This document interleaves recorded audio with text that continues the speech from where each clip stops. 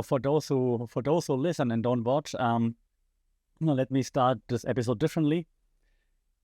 Da, da, da, da. Da, da, da, da. Chances were quite high that you just sang along or hummed along. Either you're a good person and you hummed along, da, da, da, da, or like me, you would have started to sing John Cena sucks. And hey, yes, university media professor talking about John Cena. What is happening, right? There are several reasons why we do this right now, but of course the latest is John Cena's latest heel turn / abandoning of his heel turn, because John Cena's heel turn was something that was kind of similar to any other big trend online, crypto, AI, whatever. It's like everyone swears it's going to happen. There are rumors, there's engagement, everyone wants it. We wanted it for 20 years, and then it happened. And then that's it.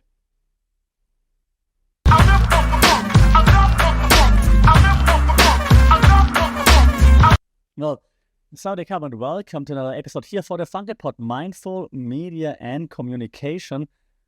Apparently the place where we talk wrestling.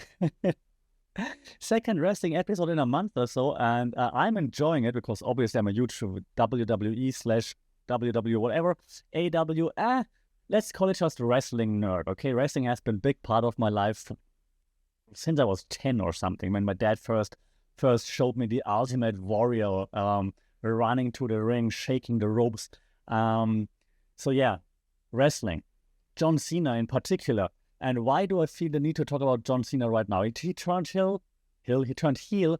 That's becoming a bad guy for those who listen to a wrestling episode for some reason, not knowing what this is. So he turned heel, became a bad guy for the first time in his whole career, basically. He had some heelish tactics here and there as the doctor of thugonomics, but hey, he's been a babyface, meaning good guy, for 20 years or whatever, right? So now, we always wondered what would happen if John Cena were to be a bad guy. And then eventually it happened. First, March 2025, Toronto, right? He turned heel. He became a bad guy.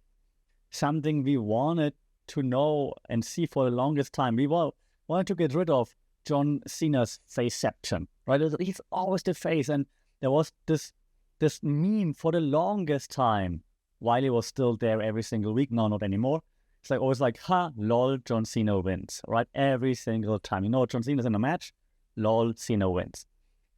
So now eventually that changed, because now it's more part-time, more in Hollywood than in WWE, but now he came back and we're like, hey, what's going to happen? And he turns heel, he becomes a bad guy.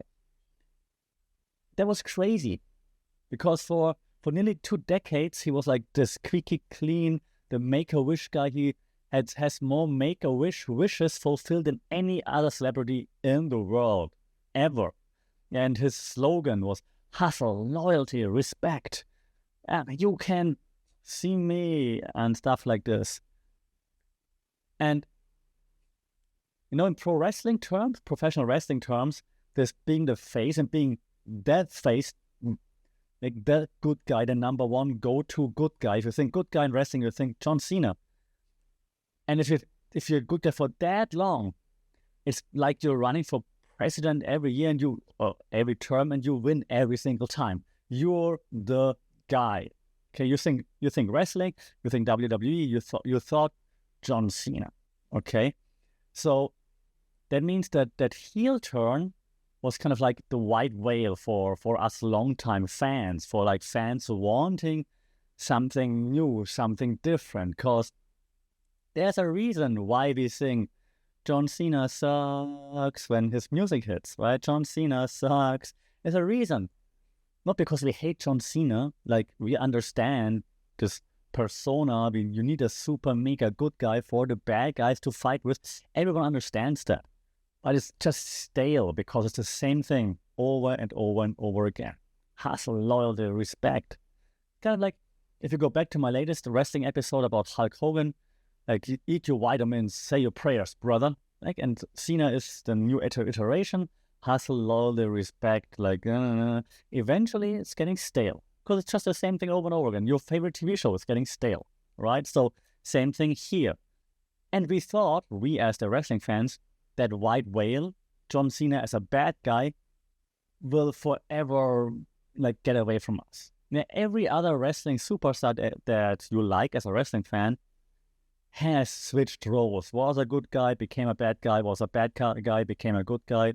It's usually related to some narrative arcs, like they're experiencing something's get taken away from them, their championship title, a friendship, they get betrayed and then they turn heel, become bad guys, or their team that they're part of, they turn on them, they betray them, and then they become good guys, whatever it might be, right? So there's always a story to it. But for Cena, we're like, he had so many chances to become a bad guy, and he never did, because hustle, loyalty, respect. Say your prayers, eat your vitamins. So it was mostly like a theoretical thing, like, hey, if Cena turns heel, this would be so cool because it would be against everything. No one would anticipate it. After 20 years, we wanted it forever, but we felt like it's never gonna happen. And now that he said he's gonna retire at the end of this year, he's gonna retire as a good guy. He's never gonna be a bad guy. And there's this term in wrestling, right? It's called kayfabe.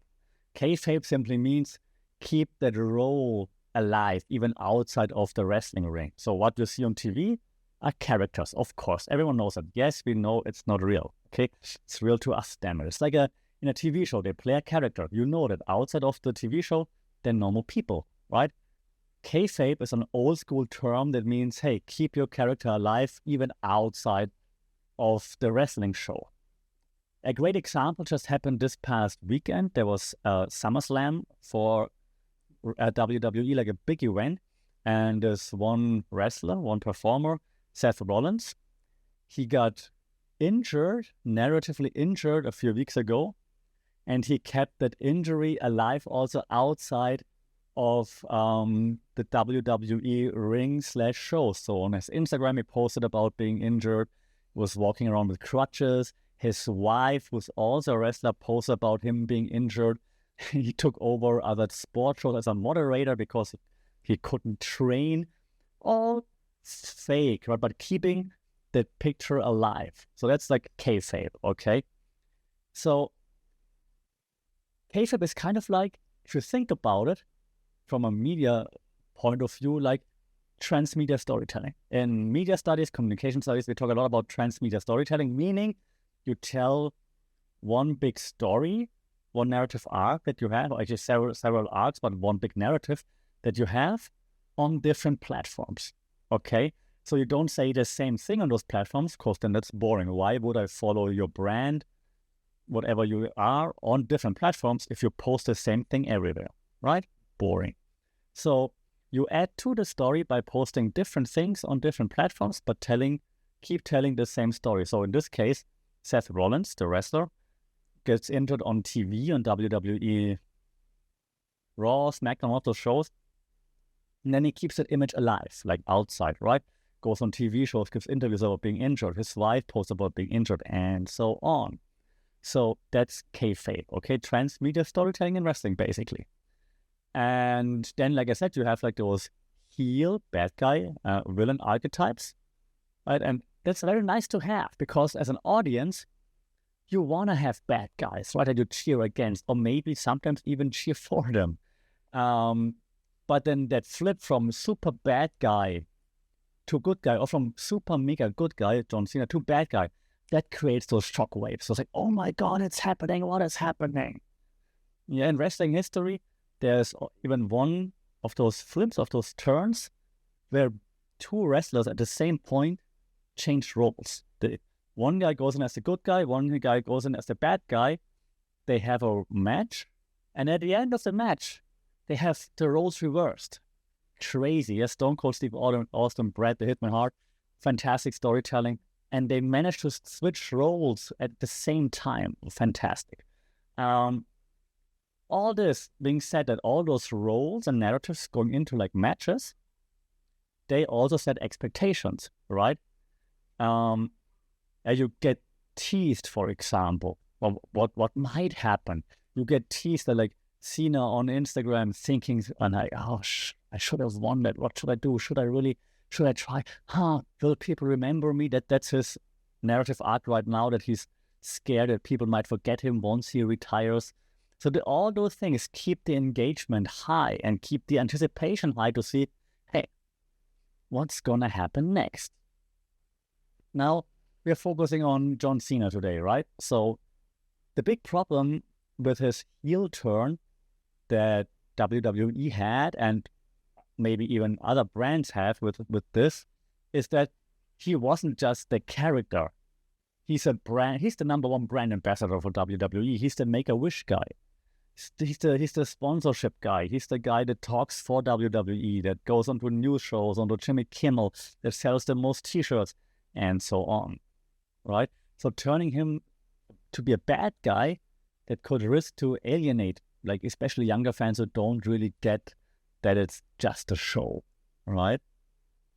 And the thing is, if you turn away the kids, then the parents will follow, right? So because the kids want the shirts, especially the colorful John Cena shirts and all those things. And it's kind of a paradox that you're in, because fans want change, they demand change, but then if you follow that and you change something, that could threaten the business model, right? Kind of crazy. And very similar to communication in any kind of brand, communication, right? Innovation is great. Innovate enough to look fresh, but never enough to actually lose your core revenue stream. Because if you innovate too much, then your current audience is going to be like, that's weird, that's different. Why? Kind of like what happened to ChatGPT, GPT-5. You innovate too much and you're like a user, like, what the hell? Where are my cool answers from like yesterday? This new model is terrible. I don't like it, right? So you're like stuck somewhere in between. And the thing is, when it comes to the Cena heel turn, right? He had those heelish bad guy moments for a little bit without fully turning, right? So sometimes he would align a little bit with like bad guys, maybe just temporarily, maybe. Sometimes when he had promos are like those when he has like a mic and then talks about something, where he sometimes blurred the face, heel, good guy, bad guy boundaries a little bit. Yeah, lots of meta commentary on his own image. He's like, I know what you guys think about me. And he's like, let's break the fourth wall. And he talks into the camera, for example. Sometimes in interviews he played into this heel role, like, yeah, maybe it's gonna happen. Yeah, I always wanted to do it, but it never really happened, right? But he tried to feed that hype cycle, and that's very similar to I want to even say political communication, right? Politicians they trial balloon like extreme positions to test to see like how does the audience react to it. Same with Cena. Cena's like, oh, yeah, maybe I can't always keep it up. And you see, people react to it. People really want it. Okay, so then it's like, okay, let's pull the trigger. So March 1st this year, they actually pulled the trigger. Everyone went nuts. Why that happened? And the first 2 days after, everybody went nuts. It was amazing. And then it felt so flat. It felt so flat.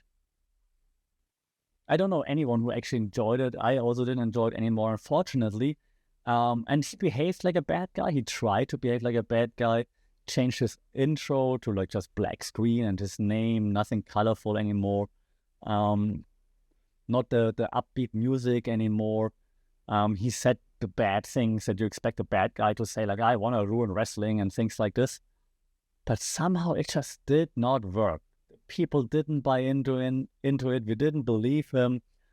It felt like, and it's a bit like Inception now, it felt like that John Cena, who's playing good guy John Cena on TV usually, it felt like that this John Cena playing the good guy John Cena was playing the bad guy John Cena. And you're like, yeah, you're not that good of an actor. Sorry. So it felt like all like just too much like hardcore acting. And as you know, even in any TV show, in any movie, good actors don't make it look like acting, right? That's why we like TV shows, movies. That's why they get paid so much money. But here it looked like he's acting like a bad guy without actually fully buying into it. And yeah, it didn't really work. The energy wasn't there. The people didn't boo him as much as you would expect, like a villain to be booed, a super villain to be booed. Initially, he was aligned with The Rock and Travis Scott, but then they didn't appear anymore and they were gone and no one really knows what happened there. So the storyline just disappeared. So can't only blame John Cena for that. Like also the creative team maybe like fumbled that a little bit. So then this past week actually on Friday before SummerSlam, John Cena turned back face. He's like, yeah, I mean, I don't want to ruin wrestling. Wrestling's my life. I'm just scared that you guys would forget me. And that really is what I'm really scared of. And so he kind of like turned back to be a good guy, opening up about his feelings. And his opponent for SummerSlam this past weekend, Cody Rhodes, embraced it, appreciated it, and like, yep, that's understandable. Let's just, you and me, two super good guys, basically. Let's go at it and see may the best man win, kind of like a thing. And while it is it's nice, and then now, like, the colorful entrance is back, and then when he came out for SummerSlam, first the black screen, they're like, still bad guy, and then it flipped to like the colorful and the da-da-da-da, and everyone lost their mind and cheered for him and then cheered against him. John Cena sucks. At the end, everyone applauded him and was like going like, thank you, Cena, which is nice. But again, from a storytelling point of view and from a communications point of view, this back and forth switching, flipping, kind of annoying. And I know we're in a make-believe world, just like in movies and in TV shows, but the same thing applies to movies and TV shows for me. I need some kind of logic in there. And there was just no logic to that, and that's a bit sad. WWE will say, hey, we just gave the fans what they wanted. They wanted a bad John Cena, we gave it to them. It didn't work, so you want a good John Cena again, so we give it to you again. From a fan's perspective, I was like, yeah, well, try harder to make him a really good heel, a really good, like good in terms of like make him a super villain, make him like the number one super bad guy, right? But it shows that the framing theory that we discuss all the time is everywhere, right? Now WWE tries to frame it. That was my fan. Now WWE tries to frame it as like, we're just giving the people what they want, which is nice, but it's also a little bit of like, you're taking the easy way out here. What the hell, right? But hey, so that's like the communications point of view, media point of view there. A few takeaways I think that we can actually learn from WWE and John Cena's heel turn is that suspense engineering, so like the build up, then it's actually happening in order to keep the audience engaged and stay like in a state of like, will they, won't they, will they? They did. It's good. Brand elasticity in this case also, right? Like John Cena's image after like 20 years of being a good guy is so stable, it can take those short adjustments towards like, okay, you can be a bad guy for 5 months, not gonna hurt your image, no problem. You come back, you're number one good guy again. Everyone's gonna be on board with this, no problem. Your brand is strong enough. Parasocial loyalty, parasocial relationships, right? Fans, they analyze his moves through years of emotional investment. It's not just what happens now. We're thinking of like, oh, that's his last 20 years. That's what he did. So meaning Cena can break kayfabe sometimes, for example, and can still keep trust. So yeah, he broke kayfabe, for example, while he's a bad guy on WWE, he still goes to Jimmy Kimmel and gives interviews, for example, right? And there's also one thing they call in media side is cultural stickiness. It's like the Cena meme culture, like what I did in the intro, you can't see me, and things like this that reinforces him as a pop culture icon, a pop culture constant, if you will, which is completely independent from his in-ring morality. Good guy, bad guy, Cena is always going to be a meme. There's always going to be like just an empty picture with nothing in there. And you're like, that's John Cena, for example, right? So that's something that will never go away. In the end, let's wrap up John Cena's heel turn, face turn, heel turn, face turn. He didn't turn as many times heel as the Big Show. That's a reference for the wrestling fans. But in the end, John Cena didn't need to turn heel or stay face. It doesn't really matter because he just need to keep us watching. That's what he did with his heel turn, with his face turn now. And let's be honest, no matter how he did it, it's the most face move of them all. It's like just to keep us invested in the product, in the company that he works for. And I think that he definitely did. So John Cena, if this really is your last ride, the last hurrah until December, and then he's done. I'm one of those who always thinks John Cena sucks, but I enjoy it. Until then, stay safe, take care, practice your 5 moves of doom, kick out a 2, and we talk next time. Bye.